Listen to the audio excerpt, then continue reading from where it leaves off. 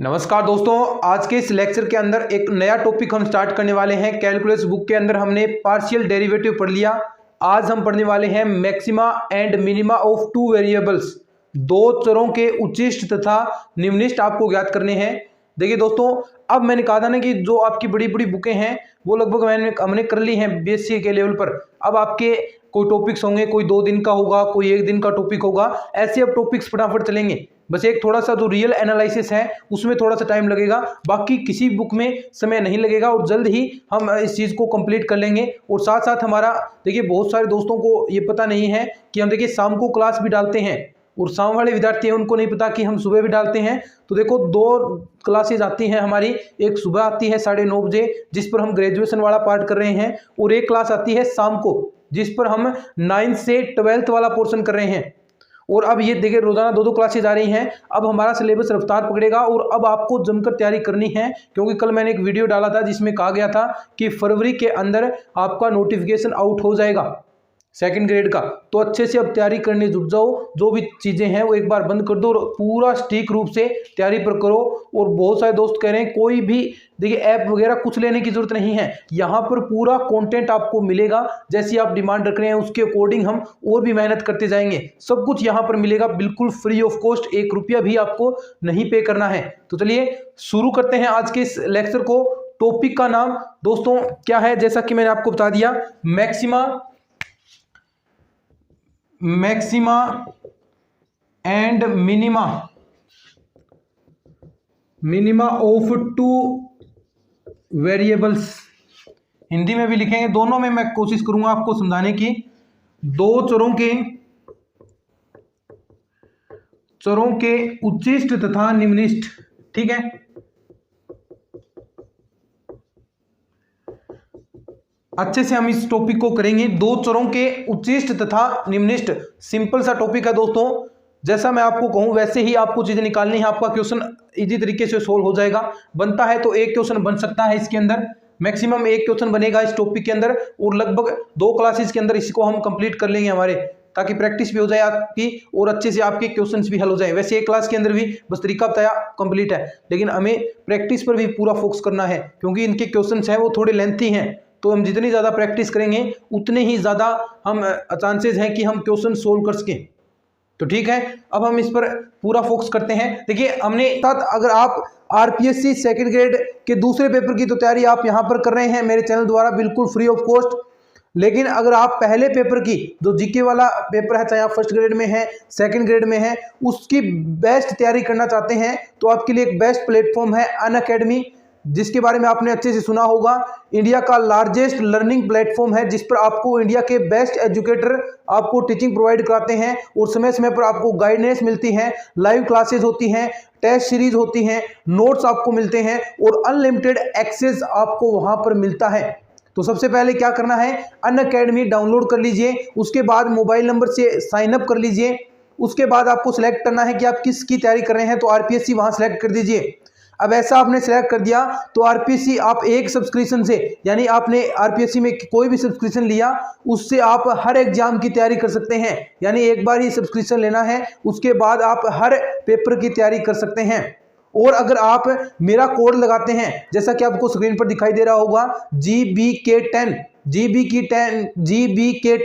ये कोड लगाएंगे तो आपको 10% डिस्काउंट भी मिल जाएगा। तो एटलीस्ट आप 12 मंथ का सब्सक्रिप्शन ले लीजिए और आपको तैयारी और भी बेहतरीन तरीके से मजबूत होगी। और यहाँ समय समय पर आपके लिए टेस्ट सीरीज आयोजित की जाती हैं, प्रतियोगिताएं आयोजित की जाती हैं, उसमें आपको गिफ्ट्स मिलते हैं, तो वो भी आप ज्वाइन कर सकते हैं। और भी लेटेस्ट बेंचेस आपको यहाँ पर दिखाई दे रहे होंगे, RS के बेंचेस, ये भी समय समय पर आते रहते हैं, तो इनकी भी आप तैयारी कर सकते हैं। तो अनअकैडमी आज ही डाउनलोड करें, लिंक जिसका मैंने डिस्क्रिप्शन में दे रखा है। और ये कोड GBK10 कोई भी कोर्स लें तो ये कोड जरूर लगाइए, आपको 10% डिस्काउंट कोर्स में मिल जाएगा कर सके। तो ठीक है, अब हम इस पर पूरा फोकस करते हैं। देखिए हमने पिछले जो आपको 12th के अंदर था उसके अंदर हमने एक चर वाले फलन का उचिष्ट तथा निम्निष्ट। देखिए यहां पर 2 पढ़ेंगे, लेकिन वहां हमने क्या पढ़ा था, एक चर वाले फलनों का उचिष्ट तथा निम्निष्ट निकालना सीखा था। उसके अंदर हमने क्या किया, देखो सबसे पहले आपको जो चीजें पता होनी चाहिए, वर्धमान और ह्रासमान, देखो इनको ध्यान से सुनो, यानी आपके एक चर के लिए बात कर रहे हैं जहां पर x स्वतंत्र चर है, यानी आपके पास कोई फंक्शन है fx y बराबर, अब ये इसकी वैल्यू अगर x की वैल्यू बढ़ती है, x की वैल्यू बढ़े, तो यदि fx की वैल्यू भी बढ़े तो उसे आप क्या कहोगे, वर्धमान फंक्शन। दूसरा, x की वैल्यू तो बढ़े लेकिन fx की वैल्यू घटे, fx की वैल्यू घटे तो उसे आप क्या कहते हो, ह्रासमान। ठीक है, अब यहां पर जो चीज होगी वो वर्धमान के लिए लागू होगा, यानी फंक्शन आपका वर्धमान होना चाहिए। अगर x की वैल्यू बढ़ती है तो fx की वैल्यू बढ़नी चाहिए, अगर x की वैल्यू कम होती है तो fx की वैल्यू भी कम होनी चाहिए, तो यानी ऐसा फंक्शन आपका क्या होगा, वर्धमान फंक्शन होगा। और इसमें देखो अब जो वैल्यूज बढ़ रही हैं उसके साथ fx की वैल्यू बढ़ रही है, तो यानी जो dy/dx होगा, देखना ध्यान से, dy/dx क्या होगा, धनात्मक, यानी जो अंतर आप निकालते हैं, अंतर निकालेंगे, अंतर धनात्मक ही होगा। क्यों, क्योंकि वैल्यू लगातार इंक्रीज हो रही है, तो आप परिवर्तन निकालेंगे, यानी दो स्थितियों में परिवर्तन निकालेंगे तो वो परिवर्तन क्या होगा, पॉजिटिव होगा। क्या, देखिए कोई चीज बढ़ रही है, आगे बढ़ती जा रही है लगातार, तो आप दो अंतर निकालेंगे दो बिंदुओं के बीच में, तो वो लगातार इंक्रीज होते जाएगा, यानी धनात्मक के रूप में अंतर आएगा। तो ऐसा यहां पर देखो क्या होगा, ये वर्धमान, और यहां पर आप देखो कैसे आप इसका उच्चिष्ट तथा निम्निष्ट निकालोगे।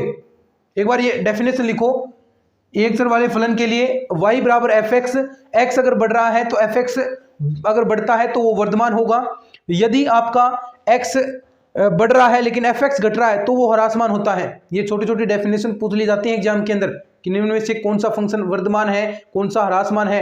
ऐसे देखिए स्पेशल जो अवकलन वाला आपका टॉपिक आएगा, लिमिट वाला टॉपिक आएगा, उसके अंदर आपको मैं से क्वेश्चंस करवाऊंगा, बहुत सारे हम क्वेश्चन करेंगे। तो देखो इसमें आप अच्छे से इन चीजों को पढ़ लो। और dy/dx क्या होगा, इसके अंदर धनात्मक होगा। अब आपको निकालना है उच्चिष्ट तथा निम्निष्ट इन फंक्शंस का।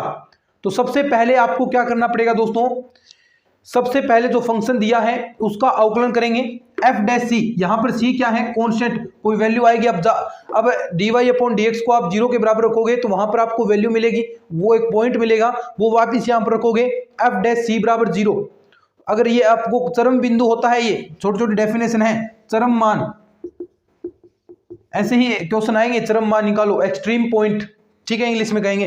तो f'(c) बराबर आपने 0 किया, देखिए थोड़ी सी प्रोसेस है, डायरेक्ट कुछ नहीं करना, अवकलन करना है, पहले उसको 0 के बराबर रखना है, वैल्यू निकालनी है, और फिर अगर आप f', फिर आपको दोबारा इसी का अवकलन करना है, और अगर वह वैल्यू आपकी ऋणात्मक होती है, अगर वो ऋणात्मक है यानी f'(c) आपकी नेगेटिव वैल्यू आती है, जैसे आपके क्वेश्चन करोगे तो यहां पर कोई -27 वैल्यू ऐसी आ गई, तो -27 यानी ऐसी वैल्यू f'(c) करते हो नेगेटिव वैल्यू आती है, तो वह फंक्शन आपका उच्चिष्ट होगा, यानी मैक्सिमा। और अगर आप वैल्यू निकालते हैं f'(c) की और वो नेगेटिव यानी पॉजिटिव आती है, अब पॉजिटिव और पॉजिटिव आएगी तो वो निम्निष्ट होगा। उल्टा है, देखना, ये आपने चीजें पढ़ी हैं, अगर नेगेटिव वैल्यू आएगी, नेगेटिव वैल्यू है तो उच्चिष्ट होगा, और पॉजिटिव आती है तो वो निम्निष्ट होगा। ठीक है, ये तो हुई एक चर की बात, एक चर वाले। लेकिन अब हमें एक चर वाला नहीं पढ़ना है, यहां पर हमें कौन सा पढ़ना है, दो चरों के उच्चिष्ट तथा निम्निष्ट आपको निकालने हैं। अब आपको दो चर मिलेंगे, x तथा y दो चर हैं, उसके उच्चिष्ट तथा निम्निष्ट आपको ज्ञात करने हैं। तो वो आप किससे सहायता से ज्ञात करोगे, देखो दो चर मिल जाते हैं तो आपने जो पिछला टॉपिक था पार्शियल डेरिवेटिव आंशिक अवकलन, उसका प्रयोग करोगे, क्योंकि दो स्वतंत्र चर हैं तो आप एक के सापेक्ष एक बार कर सकते हो, दूसरे को आप कांस्टेंट मानना पड़ेगा। तो ऐसे ही आपको करना है, तो यानी दो चर वाले होंगे तो उनमें एक आपको अचर मानना है और एक के सापेक्ष अवकलन करना है, और दोनों के सापेक्ष आपको एक बार उसके सापेक्ष किया, एक बार उसके सापेक्ष करना है, यानी x के सापेक्ष किया दोबारा y के सापेक्ष करना है, और दोनों को इस तरह ही f'(c) बराबर आपने 0 रखा है ना, ऐसे ही आपको वहां पर भी 0 निकालना है और x और y की वैल्यू फाइंड आउट करनी है। अब देखो उस पर बात करते हैं अपन, लिख लो इसको। ये तो देखिए थोड़ा सा नॉर्मल जानकारी जो हमने अब तक पढ़ी है, पिछली क्लासों के अंदर हमने छोटी क्लासेस के अंदर ये चीजें पढ़ी हैं, लेकिन अब इसका सहारा नहीं लेना। अगर आपसे पूछे कि दो चर आपको दे दिए और उच्चिष्ट तथा निम्निष्ट उनके निकालने हैं, तो अब आपको जो मेथड बताऊंगा उसकी सहायता से आपको निकालने हैं। बहुत सारे हम क्वेश्चंस करेंगे प्रैक्टिस को लेकर, अच्छे से हम इसकी तैयारी करेंगे, एक बार आप इसको लिख लो। बाकी इसके नोट्स मेरे टेलीग्राम चैनल पर हैं, नोट्स टेलीग्राम चैनल पर है और इसका लिंक आपको डिस्क्रिप्शन में दे रखा है, वहां से आप जाकर नोट्स डाउनलोड कर लें। ठीक है, लिख लो इसको, लिखना चाहता है वो, कोई साथ में नोट्स बनाना चाहता है। ठीक है, लिख लिया क्या? चलो स्क्रीनशॉट ले लिया करो, कोई ज़्यादा, वैसे आपको नोट्स मिल ही जाते हैं। ठीक है, अब हम करेंगे दो चर वाले जो फलन है उनके उचित तथा निम्नलिखित निकालने हैं। आपको पूरा अच्छे से मेथड बताऊंगा, बस 1 मिनट का काम है, 1 मिनट का काम है, मेथड आपको याद रखना है और यहीं पर मैं कोशिश करूंगा कि आप याद कर लें, यहीं पर क्लासेस के अंदर ही याद होगा, बाद में आपको बस थोड़ी सी प्रैक्टिस करनी है। प्रैक्टिस किए और क्वेश्चन देखना धड़ाधड़ सही होंगे आपके, किसी प्रकार की दिक्कत नहीं है इन क्वेश्चंस में, इतनी सरलता से इतनी सहजता से हम क्वेश्चन हल करेंगे, आप देखना एक बार। और ऐसे ही हम लगातार लेक्चर्स के अंदर बिल्कुल सरल तरीके से, जितना सरल हो सकता है उस तरीके से हम क्वेश्चन सोल्व कर रहे हैं। ऐसा ही तरीका हमारा रहेगा ताकि एग्जाम में हमें कोई प्रॉब्लम न आए और देखते ही हम क्वेश्चन सोल्व कर दें। ठीक है, तब तक आप प्रैक्टिस करें, थोड़ी सी प्रैक्टिस और करोगे क्वेश्चन खुद निकालोगे। कोई भी बुक ले आओ, कोई भी गाइड ले आओ, उससे प्रैक्टिस करोगे, एक भी क्वेश्चन गलत नहीं होगा। जिस तरह हम पढ़ रहे हैं और जिस तरह आपके पेपर में जो पैटर्न आ रहे हैं, मैं देखो प्रीवियस ईयर के क्वेश्चन भी आपके सामने लाता हूं, आप तुरंत प्रभाव से बता देते हैं। बहुत सारे विद्यार्थी जो लगातार मेहनत कर रहे हैं, मैंने कहा मुझ पर भरोसा रखो और जिस तरह मैं पढ़ा रहा हूं उस तरह आप पढ़ते जाओ, बस एक भी क्वेश्चन गलत नहीं होगा, है ना, एक भी क्वेश्चन गलत नहीं हो रहा है। बहुत सारे विद्यार्थी पूरे के पूरे सही कर रहे हैं। 10 क्वेश्चन देता हूं तो उसमें, यानी पिछले सालों के करवाता हूं, टेस्ट लेता हूं तो उसमें 8-8, 9-9 क्वेश्चन करेक्ट कर रहे हैं। तो बहुत अच्छी पोजीशन में आप, और आप सब जो नए स्टूडेंट जुड़ रहे हैं वो भी ध्यान से सुन लो, अच्छे से तैयारी करोगे, यहाँ पर जो भी चीजें बताई जा रही हैं उनकी प्रैक्टिस करोगे तो एक भी क्वेश्चन गलत नहीं होगा, क्योंकि तरीका ही हमने ऐसे बिल्कुल सरल भाषा के अंदर जितना हो सकता है उतना सहजता के साथ, कोई भी कठिनाई इसके अंदर है ही नहीं, बिल्कुल सरल सहज भाषा में हम पढ़ रहे हैं। और ऐसे ही आगे पूरा हम हमारा सिलेबस कवर करेंगे। दो चरों वाले फलन, अब देखो दो चरों वाले फलन होंगे हमारे पास, दो चरों वाले फलन वाले फलनों का उचिष्ट तथा निम्निष्ठ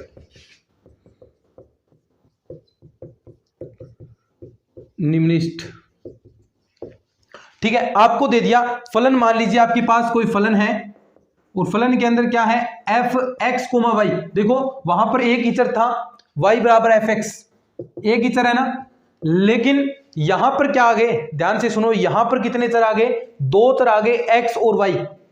और 2 चर आते ही ध्यान रखना कौन सा तरीका लगाओगे, आंशिक अवकलन करना है, क्योंकि 2 स्वतंत्र चर होते हैं, उसमें देखो दोनों ही का महत्व होगा, और दोनों का महत्व होगा तो एक बार आप x के सापेक्ष कर दिया, दूसरा y के सापेक्ष कर दिया, तो जिसके सापेक्ष कर रहे हैं केवल मात्र वही चर होगा एक टाइम के अंदर। दूसरा है, मान लीजिए x के सापेक्ष कर रहे हैं तो x ही कांस्टेंट है, y क्या है आपका, फिर x ही चर है और y क्या होगा, कांस्टेंट। और ऐसे ही y के सापेक्ष करेंगे तो y ही चर होगा और बाकी जो x है वो कांस्टेंट होगा। और कांस्टेंट का अवकलन आपको पता है 0 होता है, गुणा के अंदर है तो कोई प्रभाव नहीं पड़ता, ये चीजें आप जानते हैं। तो ठीक है, अगर ऐसा है y बराबर एफ एक्स आपके पास है, देखना y बराबर एफ एक्स कोमा वाई, तो पहले आप करोगे x के सापेक्ष, तो कर ली f अपॉन कर ली x, यहां से वैल्यू आएगी उसे 0 के बराबर रखना है, समीकरण नंबर 1। ठीक है, ऐसे ही कर ली f अपॉन कर ली y निकालोगे। ठीक है, तरीका बता रहा हूं, देखना समीकरण नंबर 2। अब इन दो समीकरण आपके पास आ गई x और y के अंदर, इनसे आपको x के पॉइंट्स निकालने हैं, x के जितने भी संभव पॉइंट्स हैं, जो भी पॉइंट्स आए, मान लीजिए कितने भी पॉइंट आ सकते हैं, यानी 0, यानी जो भी वैल्यूज आए, a, b, एक मान a, b आ गया, दूसरा आ सकता है c, d, ये x और y की वैल्यूज आएंगी। x, देखो जो पहले है वो x होता है, दूसरा जो निर्देशांक होता है वो y का होता है, ये चीज आपको थोड़ी थोड़ी पता होनी चाहिए। उसके बाद e, f, मान लीजिए जितनी भी वैल्यूज आए, बहुत सारी वैल्यूज आएंगी यहां पर। अब जो ये पॉइंट्स हैं, ये पॉइंट्स हैं, इन पर हमें चेक करना है कि किस पॉइंट पर ये उच्चिष्ट होगा, किस पर ये निम्निष्ट होगा, ये हमें चेक करना होता है। तो कई ऐसे पॉइंट होंगे जिन पर फंक्शन उच्चिष्ट निम्निष्ट नहीं हो सकता, वो कंडीशन अभी आपको बताऊंगा कि किस पर उच्चिष्ट निम्निष्ट नहीं हो सकता। तो ये जो वैल्यूज हैं एक्स और वाई की जो निकालोगे, देखना ये बात याद रख लेना, क्वेश्चन वन लाइनर क्वेश्चन बन सकता है, तो इसको आप कहोगे जो ये वैल्यूज आपने निकाली है एक्स और वाई की, इसे स्तब्ध बिंदु, जो कर ली f अपॉन कर ली x बराबर 0 तथा कर ली f अपॉन कर ली y बराबर 0 करने पर करने पर x तथा y के मान क्या कहलाते हैं? स्तब्ध बिंदु। और चरम मान, एक नाम आएगा चरम मान, एक्सट्रीम पॉइंट ज्ञात करो। एक्सट्रीम पॉइंट वही होता है कि जिस पर ऐसा पॉइंट, इनमें से एक ऐसा पॉइंट जिस पर फंक्शन उच्चिष्ट तथा निम्निष्ठ हो। देखिए हर बिंदु पर नहीं होगा, हर बिंदु पर नहीं होगा, क्योंकि यहां पर दो वैल्यूज आएंगे। मान लीजिए 0,0 एक आ गया, a,b आ गया, कोई भी वैल्यू आए उनमें से मान लीजिए एक पर उच्चिष्ट तथा निम्निष्ठ है, दूसरे पर जो मैं आपको अभी प्रॉपर्टी बताऊंगा कि किस पर उच्चिष्ट निम्निष्ठ होगा, क्या पॉइंट आए तो उच्चिष्ट निम्निष्ठ हो सकता है, तो वो पॉइंट हम निकालेंगे। अगर जिस पॉइंट पर उच्चिष्ट निम्निष्ठ की कंडीशन फॉलो करता है तो उसे आप क्या कहोगे? उसके चरम बिंदु कहोगे। यानी a,b पर ये उच्चिष्ट तथा निम्निष्ठ की कंडीशन फॉलो करता है तो ये पॉइंट आपके फिर क्या हो जाएंगे? चरम बिंदु, एक्सट्रीम पॉइंट आप लिख सकते हैं, एक्सट्रीम पॉइंट। सिंपल है चीजें, हर एक चीज सिंपल है, ठीक है। ये चीज समझ में आ गई। कुछ नहीं करना, सबसे पहला काम क्या करना है आपको? करली f अपॉन करली x, आंशिक अवकलन निकालोगे, x के सापेक्ष निकालो, y के सापेक्ष निकालो, उच्चिष्ट तथा निम्निष्ठ। डायरेक्ट पूछेगा क्वेश्चन के अंदर कि निम्न में से आपको समीकरण दे दिया, उसकी उच्चिष्ट तथा निम्निष्ठ बताओ, तो डायरेक्ट क्वेश्चन आएगा। तो डायरेक्ट हमारा आंसर है कि सबसे पहले हम x के सापेक्ष आंशिक अवकलन करेंगे, उसके बाद y के सापेक्ष आंशिक अवकलन करेंगे, दोनों को 0 के बराबर रखेंगे और वहां से x तथा y के बिंदु निकालेंगे।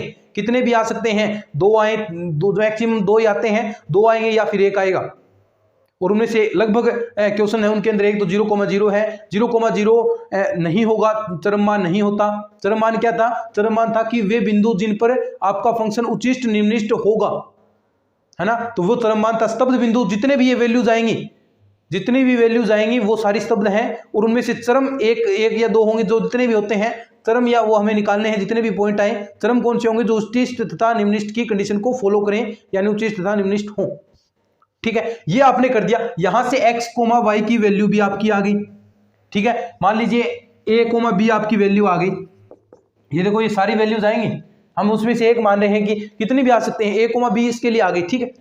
उसके बाद देखना उच्चिष्ट तथा निम्निष्ठ आपको ज्ञात करने के लिए अब आवश्यक शर्त है, मैंने कहा ना, अभी आपको सब बताऊंगा। मैक्सिमा तथा मिनिमा के लिए, मैक्सिमा एंड मिनिमा के लिए आवश्यक शर्त कब होगा, ये शर्त है।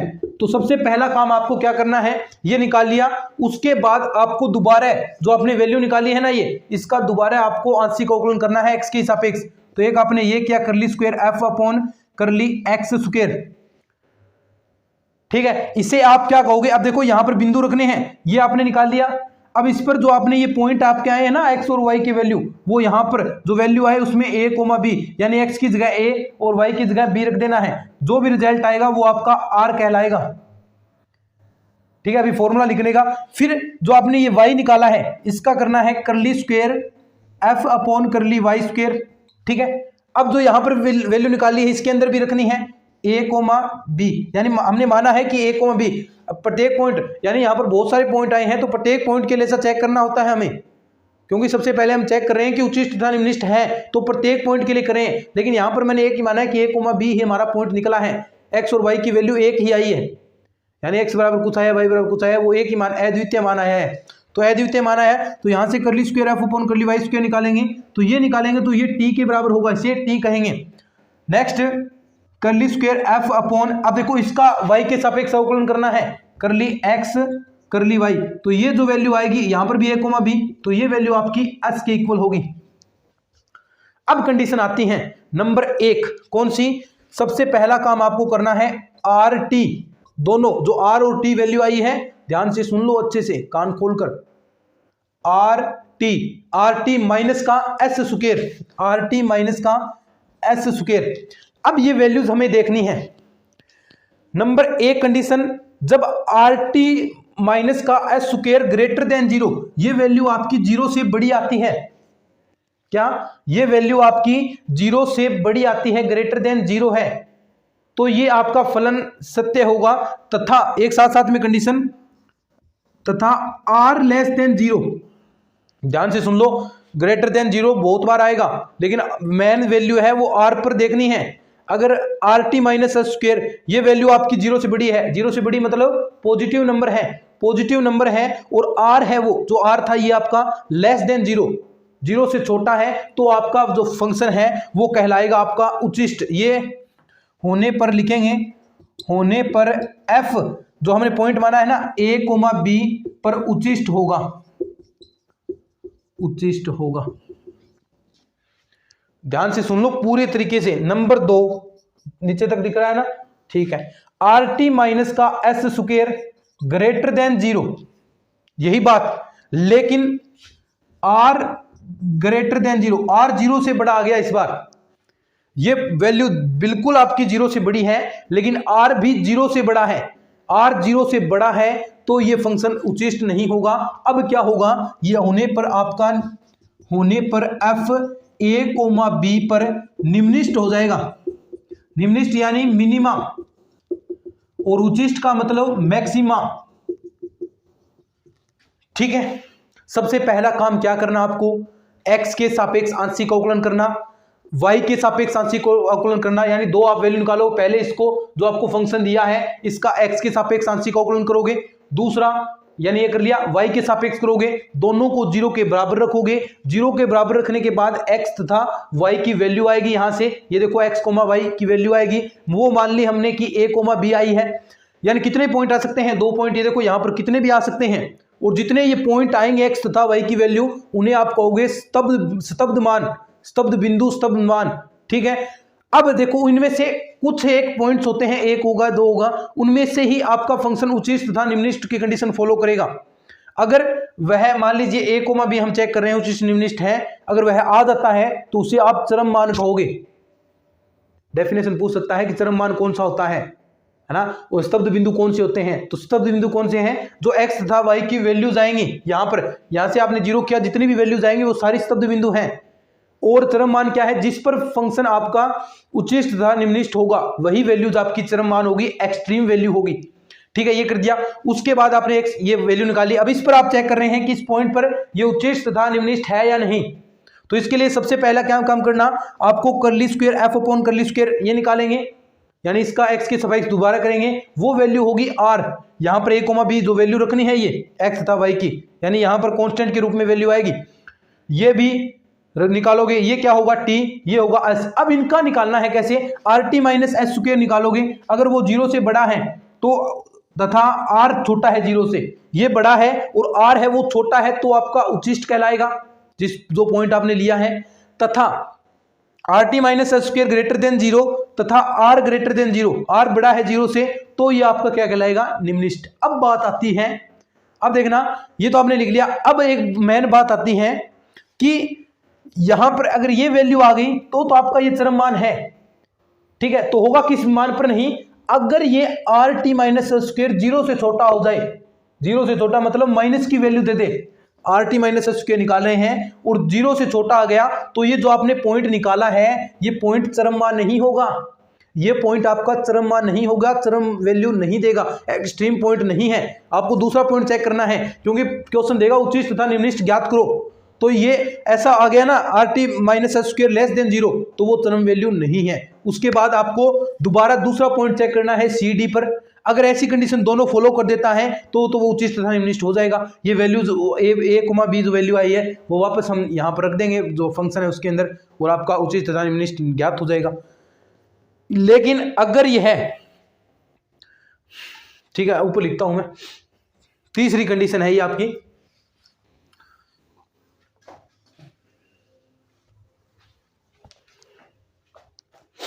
अगर नंबर 3 पर है कि rt minus S square less than 0, ये कंडीशन देखना, फिर कोई कुछ भी चेक नहीं करना, r वगैरह कुछ चेक नहीं करना।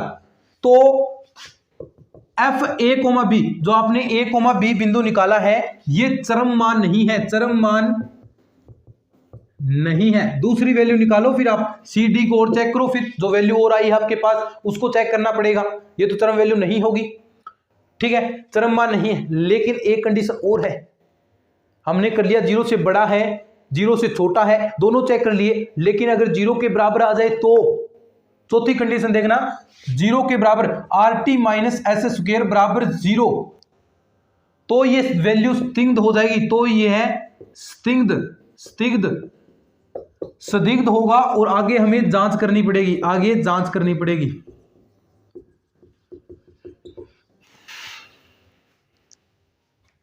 ये है, ये समझ में आ गया क्या? साथ साथ में आपको वर्किंग प्रोसेस भी मैंने बता दी कि कैसे आपको क्या करना है, किस प्रकार आप रिजल्ट निकालोगे, वो सारा चीज आपको मैं बता दिया। अब एक क्वेश्चन करवाता हूं आपको, इसका जबरदस्त क्वेश्चन करेंगे अपन, ठीक है? पहले आप इसको लिख लो, या दोबारा सुनना चाहते हो तो दोबारा मैं रिपीट कर सकता हूं। देखो क्या करना है, सबसे पहले इंपॉर्टेंट है, बस इतना ही काम है और कुछ है ही नहीं इसके अंदर। इसके अंदर एक क्वेश्चन आपका पक्का हो जाएगा अगर ये यही काम करना है, बस RT - S², ये याद रखना, काम क्लियर है। तो क्या था, सबसे पहले ध्यान से सुनो, इसको थोड़ा सा मैं रिपीट कर देता हूं क्योंकि इंपॉर्टेंट है। सबसे पहला काम आपको क्या करना है, साथ में आपकी वर्किंग प्रोसेस, चलो टॉपिक में ही स्टार्ट कर देता हूं, मैं एक छोटा सा टॉपिक बना देता हूं क्रियाविधि के अंदर कि कैसे क्वेश्चन के अंदर आपको ये करना है, ठीक है, जिससे आपको और भी अच्छे से क्लियर हो जाए। अब देखना, अच्छे से क्लियर हो जाएगा बिल्कुल।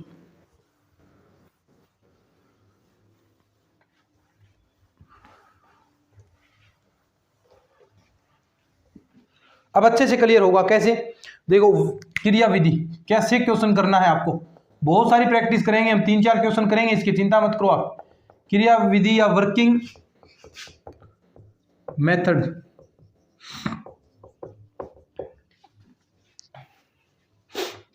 नंबर 1, सबसे पहले आपको दिया जाएगा कि कोई फंक्शन दिया है, फलन f(x, y), ठीक है, ये फलन दे दिया।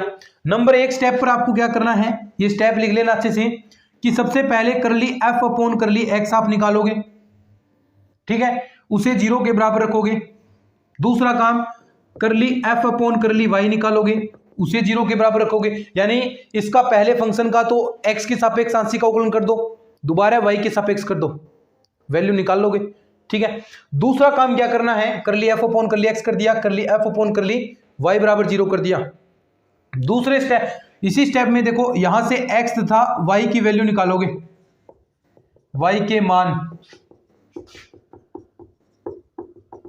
x तथा y के मान ज्ञात कर लो। कैसे, दो समीकरण आपके पास बन गई, दो समीकरण बन गई, यानी एक तो ये समीकरण बन गई x के रूप में, एक ये समीकरण xy के रूप में बन गई, दो चरों के रूप में। तो दो समीकरण आपको दिए जाते हैं, तो आप चाहे विलोपन विधि लगाओ, कोई प्रतिस्थापन y बराबर कुछ वैल्यू आप रख लो, यानी एक समीकरण से वैल्यू निकाल कर दूसरे समीकरण के अंदर निकलो, तो दोनों x तथा y की वैल्यू निकालनी है आपको कैसे भी करके, ठीक है। तो दोनों वैल्यू आप निकाल सकते हो x तथा y की। तो वो वैल्यूज आपकी चेक करनी है कि ये उच्चिष्ट तथा निम्निष्ठ होगी या नहीं होगी। यहां पर जरूरी नहीं है कि एक की वैल्यू आए, दो मान आ सकते हैं, x के दो मान, y के दो मान, तो दोनों में चेक करना है कि किस पर ये आपका फलन है उच्चिष्ट तथा निम्निष्ठ होगा, और जिस पर उच्चिष्ट तथा निम्निष्ठ होगा वो आपका चरम मान होगा, एक्सट्रीम पॉइंट होगा। ये याद रख लेना, मैं डेफिनेशन के रूप में, नोट्स के रूप में लिख रखा है कि चरम मान कौन सा होता है, आपका स्तब्ध बिंदु कौन सा होता है। तो स्तब्ध बिंदु तो जितनी वैल्यू आएंगी x तथा y की वो स्तब्ध है, लेकिन उनमें से किस पर उच्चिष्ट तथा निम्निष्ठ है वो आपका चरम मान होगा, ठीक है। ये ज्ञात करने के बाद अब आपको चेक करना है, दूसरा स्टेप के अंदर अब हम चेक करेंगे, अब हम चेक करेंगे कि क्या ये आपका उच्चिष्ट तथा निम्निष्ठ पॉइंट आपने लिया है a, b, उच्चिष्ट है या निम्निष्ठ, ये चेक करना है। तो इसके लिए सबसे पहला काम आपको क्या करना है, करली स्क्वायर f/x² निकालोगे, और यहां पर जो पॉइंट था इसके अंदर जो निकालने के बाद यहां पर आपने जो फंक्शन है उसका दो बार आंशिक अवकलन किया है, तो यहां पर वो a, b आप रख दोगे, वैल्यू आई थी, और ये आपका बराबर होगा r के, ठीक है। दूसरा काम यहां पर क्या करोगे, करली स्क्वायर f/y² निकालोगे, और यहां पर भी आप a, b वैल्यू रखोगे, ये किसके इक्वल होगा, t के। तीसरा काम क्या करोगे, करली स्क्वायर f/x, y, यानी इसका एक बार तो x के सापेक्ष हो गया, अब इसका y के सापेक्ष और कर दो आंशिक अवकलन, तो वो वैल्यू यहां पर a, b रखोगे, तो वो वैल्यू आएगी आपके 80 के बराबर। अब क्या करना है, नंबर 1 काम जांच करनी है, अब RT - S², ये निकालोगे। नंबर 1 कंडीशन में यदि यह ग्रेटर देन 0 है, क्या है, ग्रेटर देन 0 है, तथा R लेस देन 0, ध्यान से सुनना, ये पार्ट भी ग्रेटर देन, ये part greater than 0 RT - S² निकालकर, और R है वो R की वैल्यू 0 से छोटी है, तो f(a, b) पर फलन आपका उच्चिष्ट होगा, उचिष्ट यानी मैक्सिमा,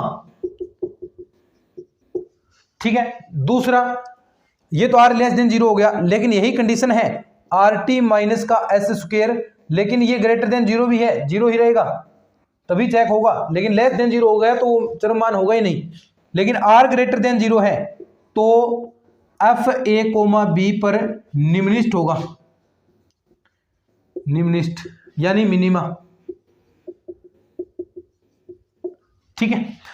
तीसरी कंडीशन, अगर आपके पास RT माइनस का एस स्क्वायर, ये पार्ट आपका लेस देन 0 है, RT minus S square less than 0 है, आगे चेक करना ही नहीं। अगर ऐसा आ गया तो आपका जो ये बिंदु आपने FA, B निकाला है, A, B चरम मान नहीं है, चरम मान नहीं है, इस पर उचिष्ट तथा निम्नलिखित नहीं निकलेंगे, चरम मान होना जरूरी है, ठीक है। चौथा, अगर ये RT माइनस का एस स्क्वायर बराबर 0 आ जाता है, RT माइनस का एस स्क्वायर बराबर 0 आ गया तो ये स्थिति है वो संदिग्ध हो जाएगी, संदिग्ध, और आगे जांच की जाएगी, आगे जांच होगी। तो ये प्रोसेस आपकी। और फिर जो अगर चरम मान है, आपसे पूछ रहे कि एक क्वेश्चन आ सकता है, तो होगा उचिष्ट तथा निम्नलिखित है क्या, ठीक है। एक पूछेगा उचिष्ट तथा निम्नलिखित ज्ञात करो, ज्ञात करने में जो आपने ये चरम मान आया ना कि A, B चरम मान है, उचिष्ट है, तो ये वैल्यू आपको वापिस जो फंक्शन था FA, यहां पर A, B वाली वैल्यू रख देनी है, और जो भी रिजल्ट आएगा, क्वेश्चन करेंगे अभी अपन, तो जो भी रिजल्ट आएगा वहां पर आपका ये उचिष्ट तथा निम्नलिखित हो जाएगा। तो ठीक है, अच्छे से हमने इस चीज को समझा। देखो आज मैं क्वेश्चन एक भी नहीं करवाऊंगा आपको, क्यों? क्योंकि ये आपको अब जाकर घर पर पढ़ना है, कल आए तो अच्छे से, यानी कल क्लास देखें तो प्रिपेयर रहें, अच्छे से प्रिपेयर होना है, ये चीज आपको अच्छे से याद होनी चाहिए। बार बार इसी की प्रैक्टिस करो, आपको नोट्स मिल जाएंगे, बार बार इसी का अभ्यास करना है, ये चीजें याद रखनी है, क्योंकि एक क्वेश्चन इसमें से एक मतलब 2 नंबर का काम आपका तैयार हो जाएगा अगर ये चीज आपने तैयार की है तो अच्छे से। तो इसको आप अच्छे से तैयार कर लो, यानी जो चीजें मैंने बताई है, एक दो बार अगर नहीं समझ में आई है तो क्लास को दोबारा देख लो, क्या दिक्कत है इसके अंदर, दोबारा थोड़ा सा स्पीड तेज करके देख लेना, दोबारा देखना तो फटाफट उसको देख लेना, अच्छे से इसको सुन लेना, फिर नोट्स जो मैंने दिए उसमें से पढ़ लेना। पढ़ोगे तो आपको पता चल जाएगा कि हाँ कि किस प्रकार क्वेश्चन होगा, और फिर कल हम जो क्लास लेंगे उसके अंदर आपको पता चल जाएगा हाँ कि बस ऐसे क्वेश्चन करने हैं, अच्छे से आपको चीज़ें क्लियर हो जाएंगी। तो दोस्तों उम्मीद करता हूँ कि आपको ये क्लासेज जो सीरीज हम लगा रहे हैं आपके लिए सेकंड ग्रेड मैथ का, ये आपको पसंद आ रही है। बिल्कुल पूरा कोर्स हम फ्री ऑफ कॉस्ट करने वाले हैं, एक भी टॉपिक आपका नहीं रहेगा, जैसा सिलेबस के अंदर दे रखा है वैसा का वैसा यहाँ पर होगा आपका, और बिल्कुल मैं सिलेबस वाइज आपका टॉपिक चल रहा हूँ, कोई भी ज़्यादा मैटर आपको हम नहीं कराएंगे। एक्स्ट्रा मैटर देखिए बहुत सारे टीचर्स हैं जो एक्स्ट्रा मैटर करवा देते हैं, वो आता ही नहीं है सेकंड ग्रेड के अंदर, लेकिन जो मैटर आता है सेकंड ग्रेड के अंदर, देखिए आज तक सेकंड ग्रेड के अंदर कोई भी सिलेबस से बाहर कुछ भी नहीं गया है, जो चीज़ें सिलेबस के अंदर दे रखी हैं वो ही आती हैं। अब जो आपके पास बुक है बीएससी की, अभी मैं जो करवा रहा हूँ कैलकुलस के अंदर, इसके अंदर बहुत बड़ी बुक आई है, आपने पढ़ी है तो बहुत सारे टॉपिक हैं इस बुक के अंदर, लेकिन जो सेकंड ग्रेड के सिलेबस के अंदर हैं वो टॉपिक केवल मात्र अवकलन वाली बुक के केवल मात्र 3 टॉपिक हैं। एक हम कर लिया पार्शियल डेरिवेटिव, दूसरा हमने ये कर दिया लगभग हो गया है, और एक है अनंत स्पर्शी, 3 ही टॉपिक हैं, तो चौथा टॉपिक हम करें क्यों? नहीं है। और ऐसा ही समाकलन गणित के अंदर, समाकलन गणित के अंदर 2 है बीटा गामा वाला है, और एक डबल समाकलन, ट्रिपल समाकलन, तो ये टॉपिक ही 2 हैं, तो पूरी बुक करने का क्या मतलब है? पूरी बुक हम बीएससी थोड़ी ना पढ़ रहे हैं, बीएससी के एग्जाम थोड़ी ना देंगे, हम सेकंड ग्रेड का एग्जाम देंगे, उसी हिसाब से हमें चलना होता है। तो सेकंड ग्रेड के एग्जाम के अंदर जो टॉपिक्स हैं, सिलेबस आपके पास होना चाहिए सबसे पहले, यानी एक बार नया सिलेबस नहीं आया है तो पिछले वाला सिलेबस पढ़ो, टॉपिक ज़्यादा चेंज नहीं होते, कोई हटेगा तो मत पढ़ना उसको, लेकिन सिलेबस आपके पास होना चाहिए। वो सिलेबस है तो उससे आपको पता चल जाएगा कि किस प्रकार हमें टॉपिक्स पढ़ने हैं, कौन कौन से टॉपिक हैं। और चाहे किसी भी आपके भर्ती के सिलेबस नहीं है, सेकंड ग्रेड का मस्ट भी होना चाहिए। देखो कि टीचर क्या आपको सेकंड ग्रेड के सिलेबस के अकॉर्डिंग चीज़ें करवा रहा है या नहीं करवा रहा। कई बार देखो सिलेबस के अंदर कुछ टॉपिक्स नहीं होते हैं, आपको समझ नहीं आएगा कि हाँ ये टॉपिक तो है नहीं। अगर ऐसा लगता है तो क्वेश्चन पेपर उठा लो कि उसमें से टीचर ने जो करवाया है कि क्या उसमें से क्वेश्चन आया है, क्वेश्चन आया है तो भैया वो टॉपिक आपके सिलेबस के अंदर है, चाहे वो सिलेबस के अंदर नहीं दे रखा हो। तो ऐसा कुछ किया करो, है ना, थोड़ी सी मेहनत करो, सिलेबस आपके पास हमेशा होना चाहिए, यही सिस्टम होता है पढ़ने का। सिलेबस अगर आपके पास है तो अच्छे से आपको चीज़ें पता चलती रहेंगी कि हमारे पास कौन सा टॉपिक लगता है, कौन सा नहीं लगता।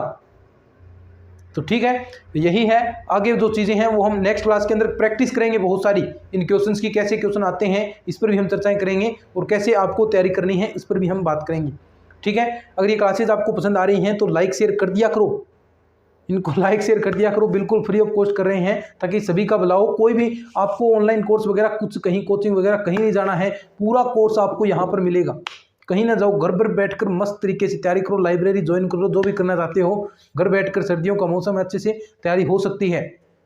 रोजाना यानी लगभग 1.5-2 घंटे की आपकी क्लासेस होती हैं। ये क्लास हो गई, एक शाम को क्लास होती है, तो उन दोनों क्लासों को देखो, और साथ में कोई वैकेंसी से संबंधित न्यूज़ है तो वो आपको यहाँ पर मिल जाती है। तो सब कुछ आपको यहाँ पर मिल रहा है, नोट्स वगैरह, अच्छे से प्रैक्टिस करो। ठीक है, उम्मीद करता हूँ आपको ये क्लासेस सीरीज पसंद आ रही है। शेयर कर दिया करो, थोड़ा सा अपने गुरु को थोड़ा सा खुश कर दिया करो। ठीक है, चलिए आज के इस लेक्चर के अंदर इतना ही हम पढ़ने वाले हैं। मिलते हैं नेक्स्ट लेक्चर में, तब तक के लिए धन्यवाद। जय हिंद, जय भारत।